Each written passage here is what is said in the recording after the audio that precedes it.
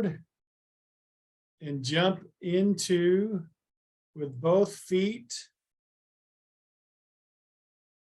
and of course both hands, chapter 17.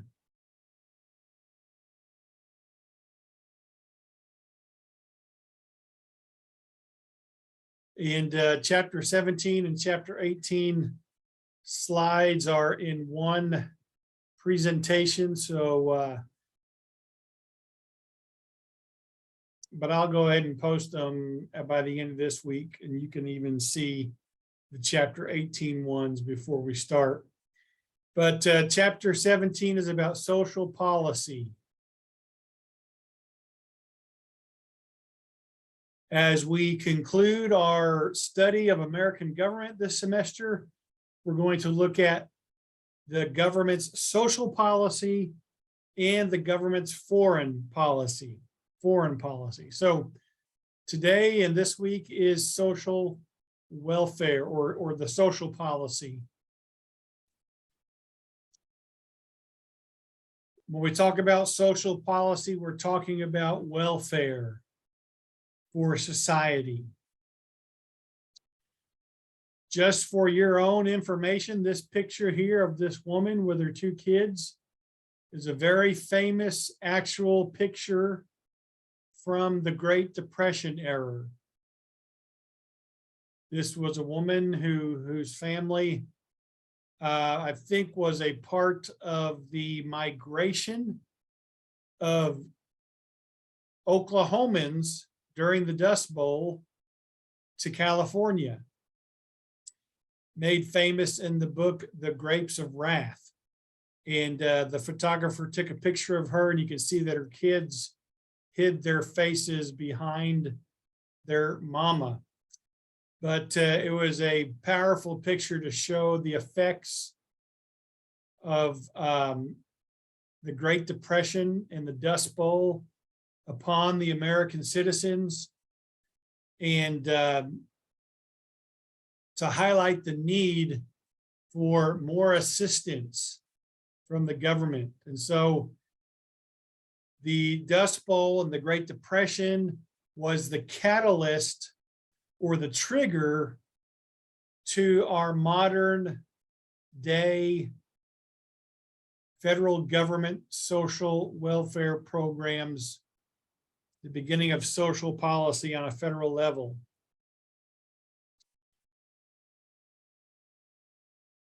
With the onset of the Great Depression, many people who were in rural areas, whose farms went under, had to move to the urban and industrial areas to find work, to find more assistance.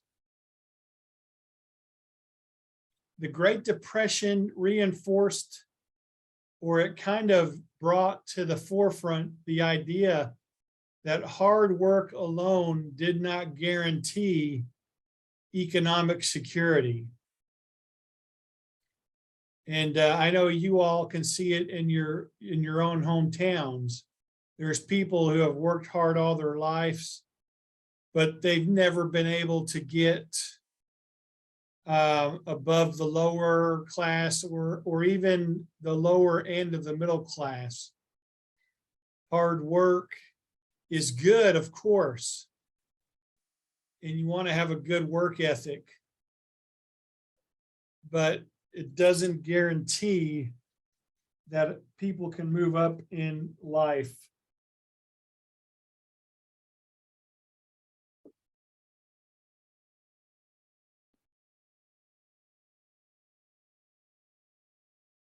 So as you'll read in the chapter, the beginning, well, from the beginning of our nation, which I'm saying officially is 1787, with the ratification of the Constitution, 1787, 1788, with the beginning of our nation until the 1930s, the way that welfare was done was through local and state governments, as well as private charities. Private charity, which would come through churches, civic groups like the Lions Club, or auxiliary groups like a woman's auxiliary group, the Masons, private groups, associations, auxiliaries, fraternities, churches, as well as local governments, maybe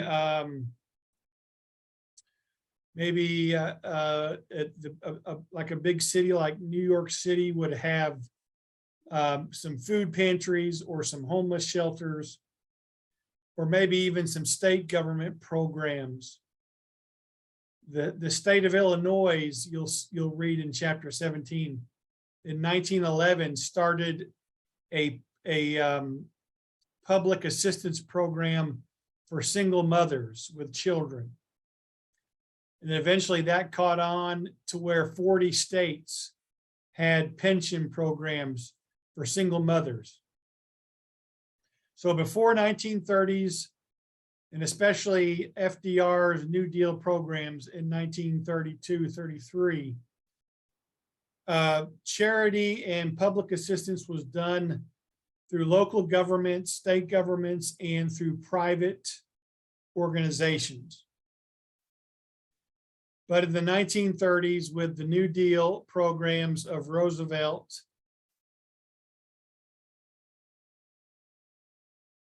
social welfare began. Social welfare addresses the needs of the citizens of a nation, of a society, the needs that need to be met so that their well-being is taken care of. Social welfare is structured by, it's made up of a collection of programs. It also provides resources and has services that citizens can take advantage of. And these things are created through laws and policies by our Congress, by our congressional committees, as well as the federal government and the state government, all the way down through local governments and court systems. The goals or the aims of our social policies is to improve society as a whole, to help people have better chances against the risks and uncertainties of life, to also promote the equality of opportunity that is a key value of democracy, equality of opportunity. And there's also the goal of trying to alleviate poverty. Alleviate poverty.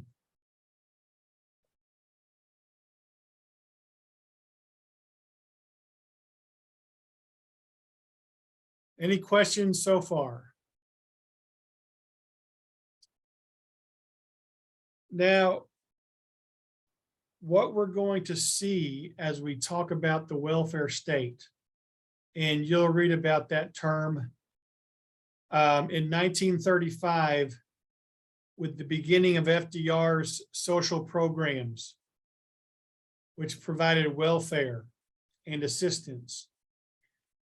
That term came into existence, the welfare state. Some people use it as a derogatory term. What we're going to see is that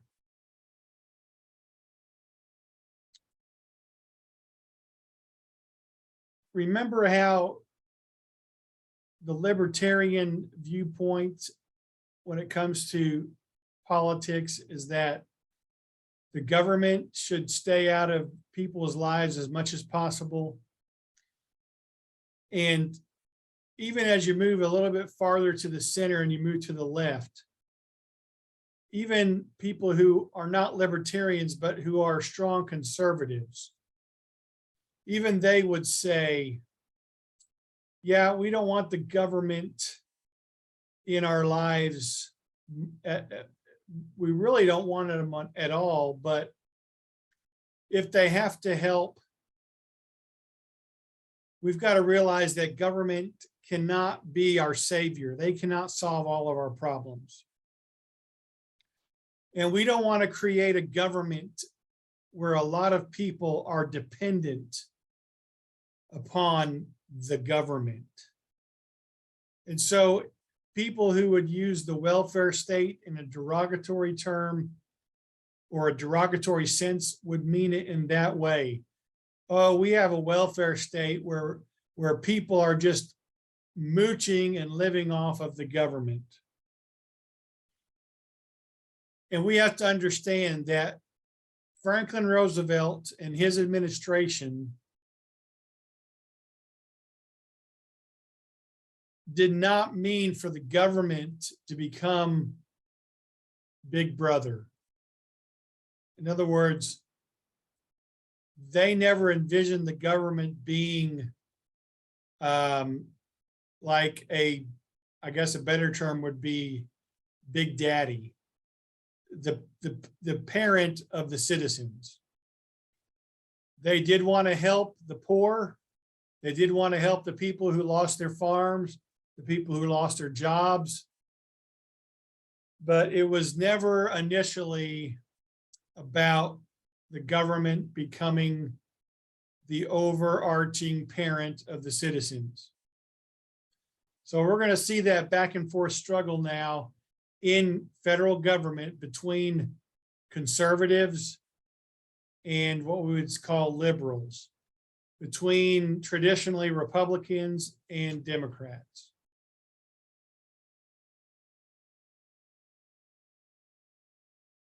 Our welfare system in the US, look how it compares to some other countries in Europe. We have the United States has a relatively small welfare state compared to some countries in Europe. You've got several countries in Europe that have a system which is basically the cradle to the grave.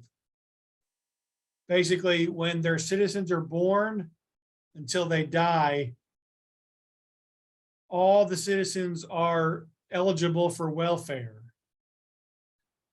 from the time they're born to the time they die. And I think Scandinavia is one of the most, what we would say, if you are a conservative, one of the most liberal governments in providing from the cradle to the grave. We're pretty small, our welfare system, compared to them. You guys may have heard about debates, or maybe you've heard news stories about our country. We need Obamacare. We need the Affordable Health Act. People need to have health insurance, all people in America, even those that can't afford health insurance and those that are homeless. They need health care too. They need insurance. They need cheap prescriptions, or they need to be able to get their prescriptions for free. We need to be like some of these other countries that have free medical care for everybody. So our government provision, our welfare policy is quite a bit smaller than those other welfare those other nations and their welfare policies.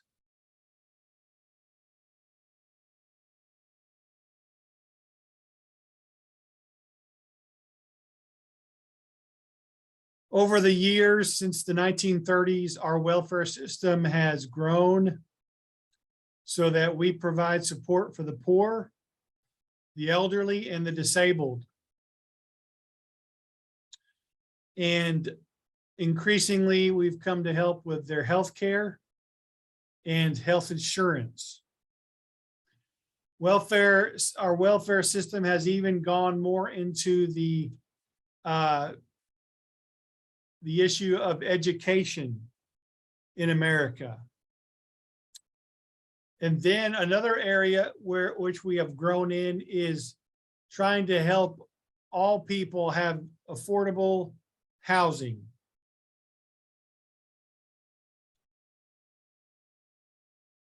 All right, so this is going to be kind of a chronological look at the growth of healthcare in our, or of welfare policy in our nation.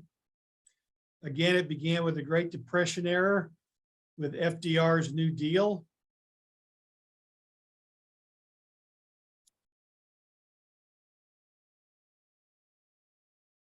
The primary policy focus of this, I'm going to say not 14 years, but starting in 32. So that 8 years from the Great Depression until right before we entered into World War I, the primary focus was getting social insurance and public assistance to people. The reason being was because the social conditions and the economic conditions which came about from the Dust Bowl and the Great Depression led to great economic distress, and then, of course, the crashing of the stock market, economic collapse. Roosevelt's New Deal, and when you study this in American history too, there's really kind of two stages. There's kind of, well, actually they call it the first New Deal and the second New Deal. The first New Deal came out with a bunch of programs which are known by their initials, WPA, PWA, AAA, programs that were to help people with their social needs and their lack of finances. Roosevelt's New Deal focused on the 3 R's. Write this down, mark it with a star, mark it with a check mark, highlight it with a highlighter. You'll want to know the 3 R's for the test. The 3 R's of the New Deal programs were relief, recovery, and reform.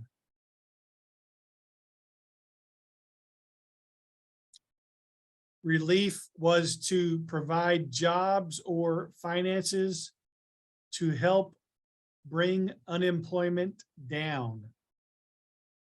Recovery was to help stimulate agriculture as well as industry and to get the economy kick-started again and end the depression. And then reform were the programs that were to help fix problems in the economy, stabilize it, and hopefully keep it from collapsing again in the future. Here's several of the programs that fall underneath the 3 R's.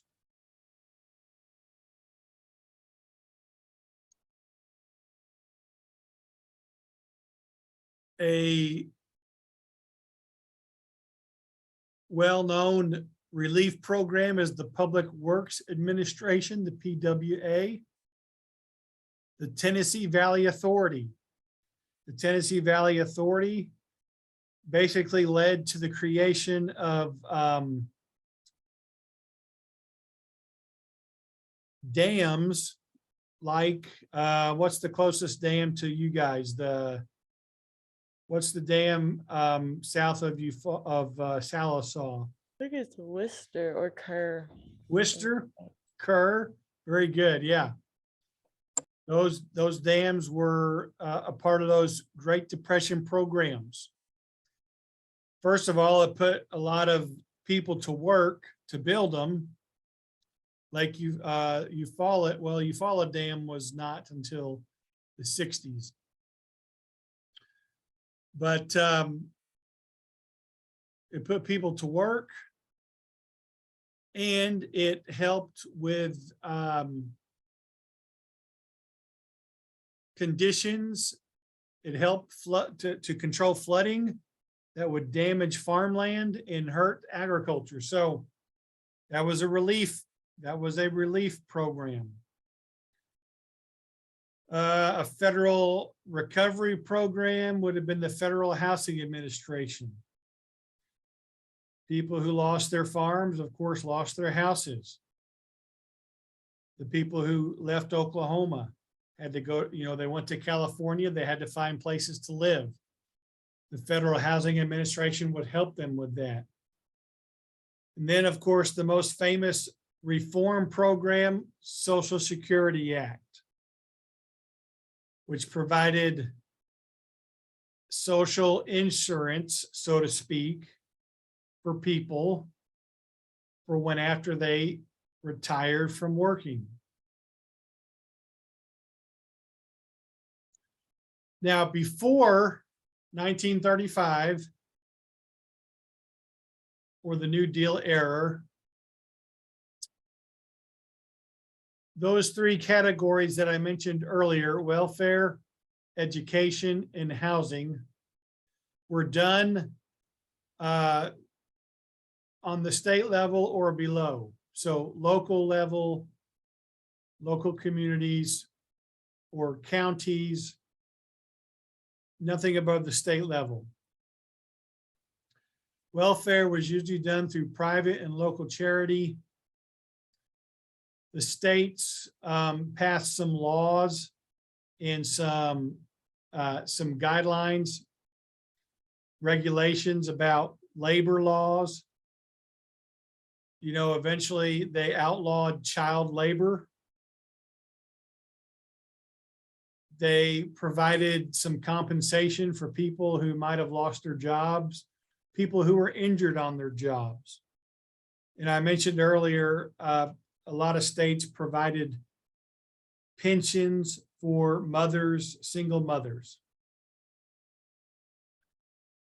On the education level, education was done on the local level, local schools, local academies.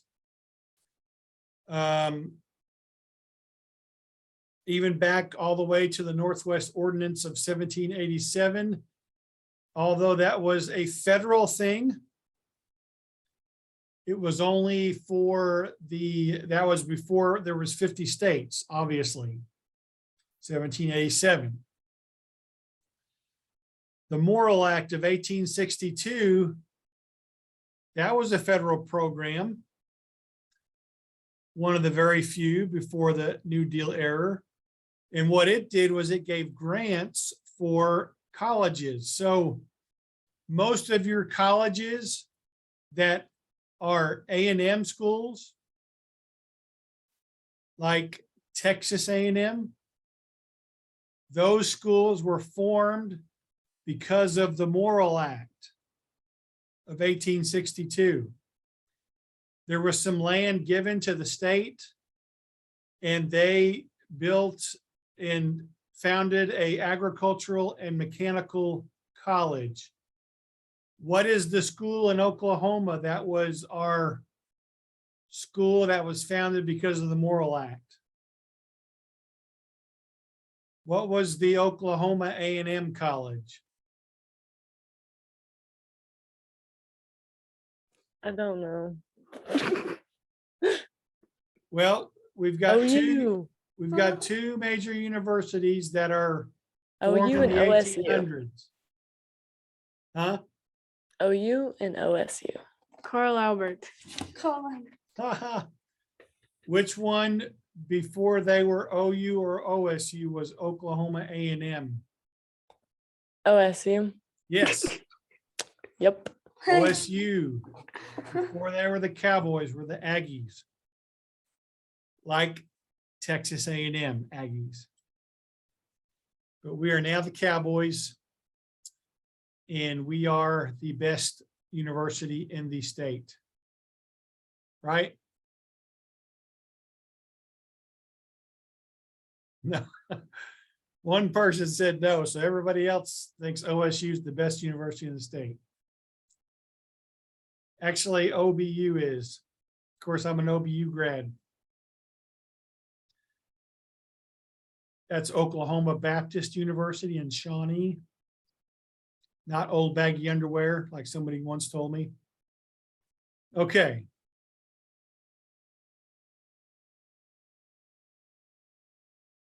And then if there was any help with health or housing, that too was a local issue. A lot of towns, if someone maybe got kicked out of their house because they couldn't make their payments, they could go to the local police station and they would be put up for the night for shelter. All right, that all changed. That would have been called the state era in 1935 to today. We have the federal era, where we have all these programs to help with people who need assistance. School lunch program. Do all your school, I know Panama does. I think all you guys serve breakfast as well as lunch, right? So it probably should be called the school meal program now, because it started out as lunches, but now it's expanded to most schools to have breakfast too, which is a good thing, because I know a lot of kids come to school hungry. I know that in the town I used to live in, Quinton, we heard of kids when the end of the elementary kids at the end of the day would cry because they didn't want to get on the bus and go home because they didn't have food. And so there was a great program, which was a local program, but you could get federal money for it, called the backpack program. And every month, kids in the backpack program would get like 25 meals to take home. So I'm glad we have these programs, because even a lot of people who are Christians and go to churches and would agree that churches should help people. A lot of people in the churches need help themselves. So anyway.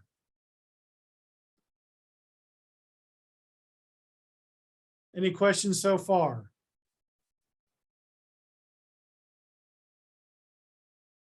Almost done. The type of programs that are provided by the government, there are contributory programs. Contributory programs, one of them, and it's the main one, the most well-known one, is Social Security.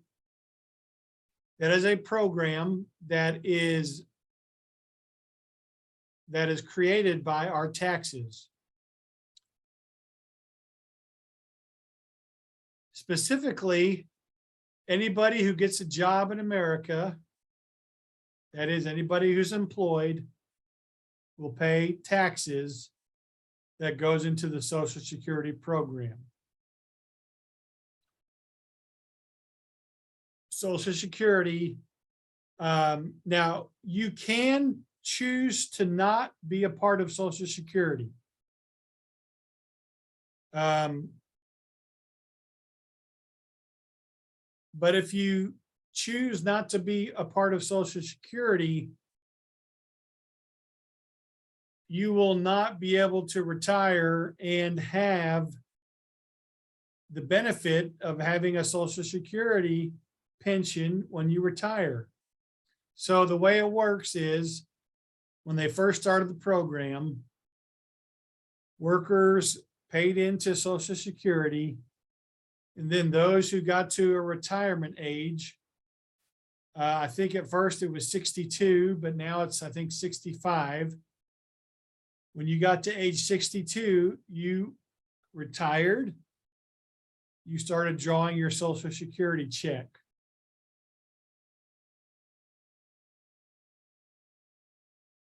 The understanding was, let's say, I'm going to use Hannah as an example. She's the oldest one, I think. Hannah graduates, goes to college. Are you going to go to college? You planning on it? Okay. So you go to college and you graduate at 21, 22, get your first job. You start paying Social Security tax at age 22.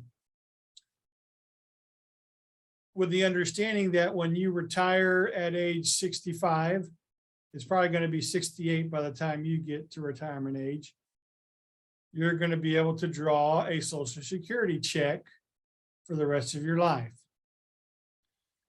So that is a contributory program. People have to contribute to it to be a part of it. People who never work in their life can't be a part of Social Security.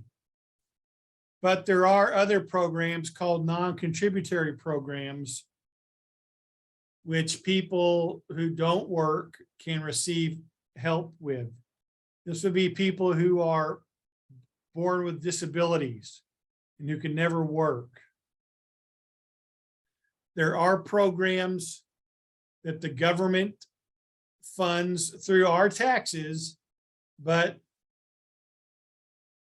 we feel like it's a good thing to do as a citizen to help with those in society who are less fortunate. Some people would argue that, hey, I would rather give my money through my church or through a charity. I'd rather do it that way than the government taxing me. But that's a debate for another time. And if you get involved in politics. But anyway, we'll stop there, pick up on Wednesday. Do you have any questions about the beginning of social policy? All right, so get jobs in a few years and pay your Social Security tax so Instructor Bings can retire and get a Social Security check. We'll see you on Wednesday. Bye-bye.